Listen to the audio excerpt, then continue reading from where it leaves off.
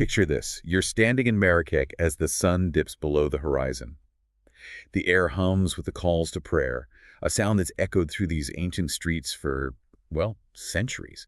You can almost feel the energy rising from the Jama' el-Fna. But tonight, beneath that vibrant surface, something extraordinary has happened. A priceless manuscript, a real piece of living history, has vanished from the Marrakech Museum of Heritage. Mm. And the twist. No forced entry, no alarms, screaming. It's as if it simply evaporated. What immediately grabs you is that absence of a struggle, isn't it? It makes you wonder if we're looking at someone who knew exactly what they were doing, perhaps even knew the museum inside and out. Yeah, or maybe. Or maybe, just maybe, there's another layer to this we haven't even considered. Exactly. And that's where our deep dive begins for you. We're going to unpack this incredible story piece by piece. Think of it as following a trail of intriguing clues right through the heart of Marrakech. Our guides on this journey are Youssef, a guy who breathes history. You know the type. For him, every old stone whispers a story, and his sister Ghita, a psychology student. Talk about a fascinating pair, right? One steeped in the past, the other brilliant at understanding the human mind. It feels like the perfect combination for untangling a mystery like this. Absolutely. Yusuf's deep understanding of historical context will be vital in appreciating the significance of this manuscript. And Gita's ability to read people, to understand their motivations and spot inconsistencies, yeah, that could be the key to unlocking who might have taken it and why. So their investigation starts with Amina, the museum curator. Now, she wasn't exactly thrilled to see them poking around, understandably protective, But Youssef, with his calm and respectful approach, manages to gain her trust, at least enough to ask some questions. Yeah. And Ghita, meanwhile, is just taking everything in, observing the atmosphere, the subtle details. Right. Here's where it gets really interesting for you. It was Ghita who spotted a rug in one of the exhibition rooms, just a fraction out of place. And beneath it, the unmistakable outline of a trapdoor. Wow, a trapdoor. Imagine that.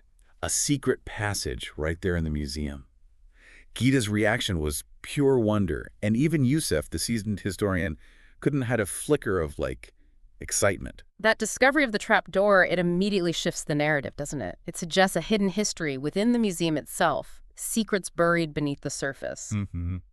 It makes you think, what other surprises might this seemingly ordinary place hold? And importantly, who else knew this was there? Precisely. Just as they're absorbing this incredible discovery, in walks Detective Khalid.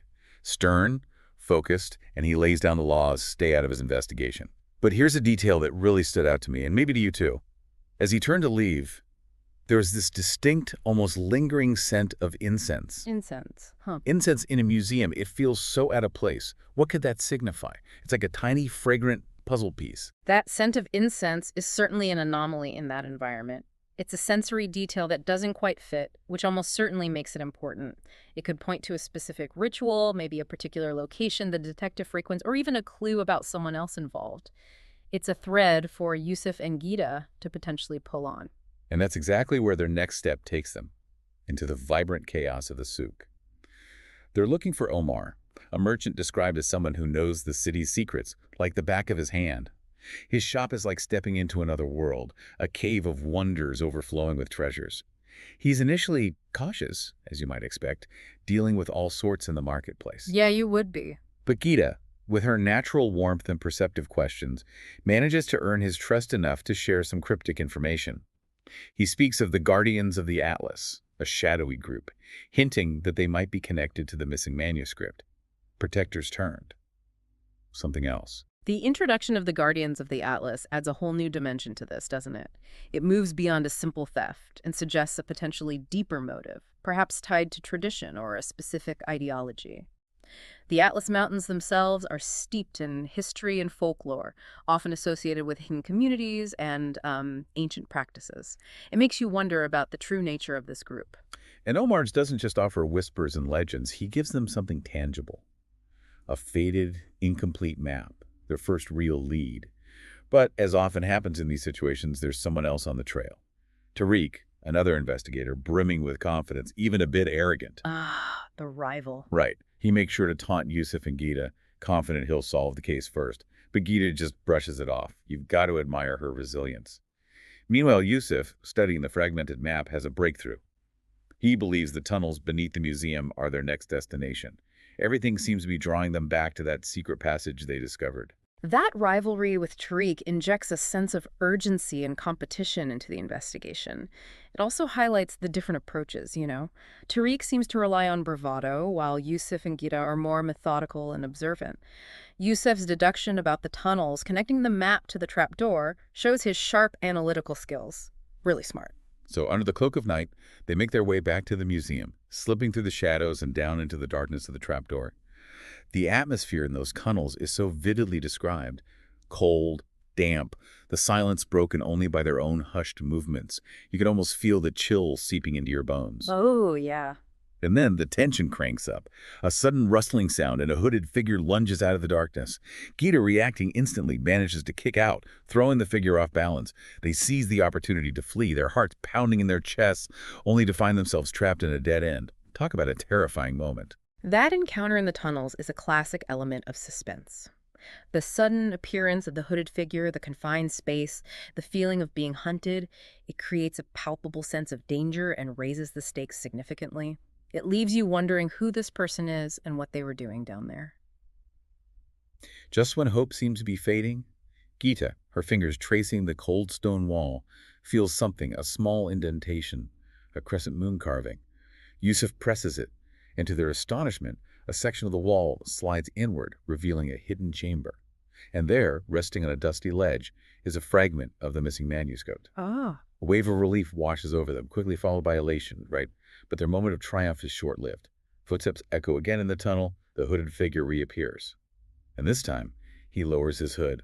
It's Detective Khalid. No, Khalid. Can you believe that? Youssef is absolutely stunned, the betrayal hanging heavy in the air, and Khalid's explanation is cryptic, to say the least. The Guardians have their reasons. What could those reasons possibly be? The sense of trust shattered must have been immense. The reveal of Detective Khalid as the hooded figure is a truly unexpected twist. Wow. It throws everything we thought we knew about the investigation into question. His cryptic statement about the Guardian's reasons only deepened the mystery. Is he working with them? Is he trying to protect something? It raises a host of new possibilities for you to consider.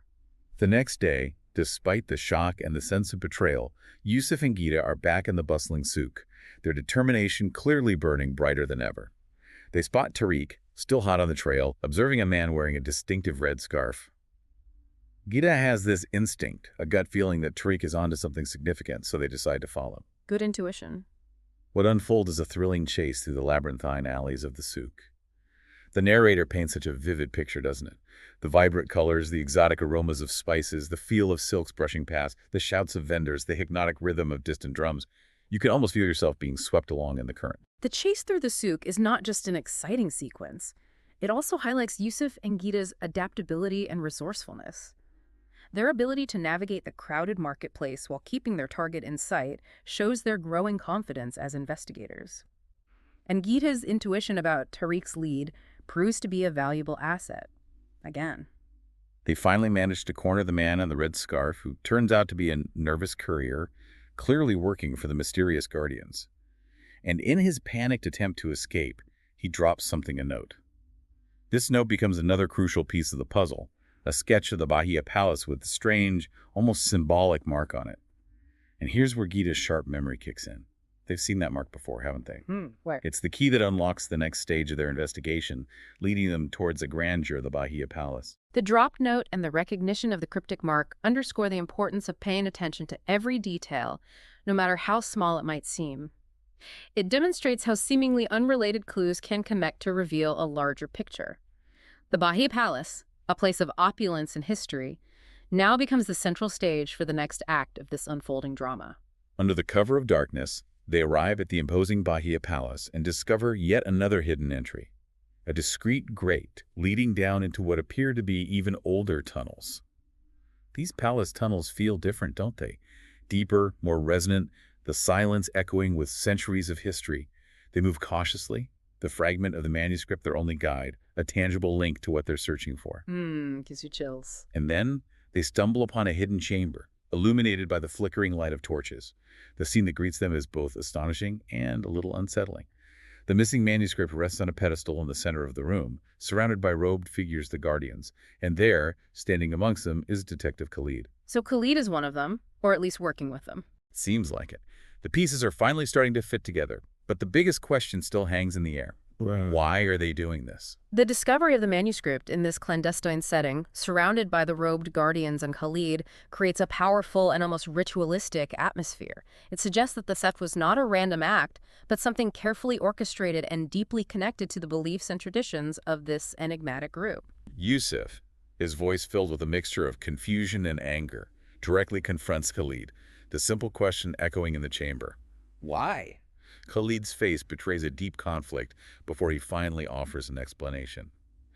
He believes he was safeguarding the manuscript, protecting it from those who would misunderstand its significance, who would exploit it or profit from their shared history. The protection angle. But Ghita isn't convinced. She challenges him, her voice ringing with conviction as she accuses him of essentially stealing from his own people, of hoarding their cultural heritage. The tension in that chamber must have been immense. And then another figure emerges from the shadows, Lashan, Youssef, and Ghita's estranged uncle. Their uncle. Wow, okay. Youssef is visibly shocked. This unexpected family connection throws a completely new light on everything. The introduction of Lawson, the estranged uncle, is a pivotal moment. It reframes the entire narrative, suggesting that the motivations behind the Guardian's actions are deeply personal, rooted in family history, and perhaps a long-held tradition passed down through generations. Khalid's justification, while perhaps stemming from a place of perceived protection, highlights the complex issues surrounding cultural heritage and who has the right to control it. It's tricky. Lawson steps forward and confesses that he was the one who trained Khalid, that he was the original architect of the Guardians. But he explains that their initial purpose was one of true safeguarding, not of secretive hoarding. It turns out this family connection is the crucial key to understanding the entire situation. Lawson's influence over the other Guardians is evident, and his intervention brings about a significant shift. So the students strayed from the master's intent. Kind of, yeah.